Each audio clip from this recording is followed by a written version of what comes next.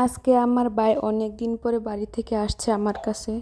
আর মা আমার জন্য কিছু জিনিস পাঠিয়েছে, সাথে 2টা মুরগি বাচ্চা দিয়ে দিছে। আমার ছেলে গরু, ছাগল, হাঁস, মুরগি এগুলো অনেক পছন্দ করে। আর আমি এগুলো দড়ি দিয়ে বেঁধে রাখছি। বাচ্চার কালারগুলো ভালো না, আর এই কালারগুলো ছাড়া আর মুরগির বাচ্চা ছিল না, এই কালারগুলাই ছিল, তাই দিয়ে দিছে এগুলাই। সাথে আরো কিছু জিনিস দিয়ে দিছে। এইখানে চাপা শুটকি আর নোনা ইলিশ আছে। মা বলে কথা 2 সব পারতো, মনে হয় সব দিয়া দিত।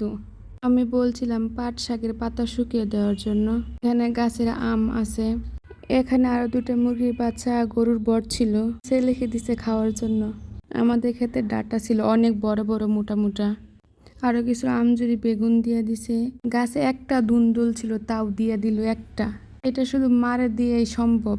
চেপার পুলি বানানোর জন্য মা কিছু কুমড়া পাতা দিয়ে দিছে, একটা কুমড়াও দিয়ে দিছে, সাথে পাট শাকও ছিল। সামনে ঈদ আসতেছে, তাই আমার জন্য আর ছেলের জন্য কিছু কাপড় পাঠাইছে। এই জামাটা অবশ্যই আমি বাড়ি থেকে কিনে রাখছিলাম, মা বানিয়ে দিয়ে দিল। আমার ভাই আমার ছেলের জন্য জামা কাপড় নিয়ে আসলো, 2টা গেঞ্জি, একটা শার্ট। দেখতেছিলাম আমার ছেলেকে কেমন মানাইবে। আর এই শার্টটা আমার মামা বিদেশ থেকে আনছে আমার ছেলের জন্য। খুব সুন্দর, বাট একটু দাগ পড়ে গেছে। ড্রেসগুলো অনেক সুন্দর ছিল।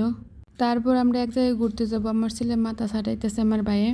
কি সুন্দর বসে রয়েছে, একটু নড়াচড়া করে নাই। আমি মাছগুলা ফ্রাই করে নিব। এইখানে মাছগুলা বসিয়ে আমি আরেক চুলায় মুরগির মাংস বসিয়ে দিব। আমার মাছের ফ্রাই করা শেষ। এই তো দেখেন কি সুন্দর হয়েছে। আমি এখানে একটা দেশি মুরগি রান্না করে নিব দেশি আলু দিয়ে। আর কিছু রান্না করব না, মাছ আর মাংস রান্না করে নিলাম। হাতে বেশি সময় নেই, একটু যাব ঘুরতে। আজকে চলে যাব এক জায়গায় ঘোরার জন্য। আমি তাড়াহুড়া করে রান্না করে নিচ্ছিলাম।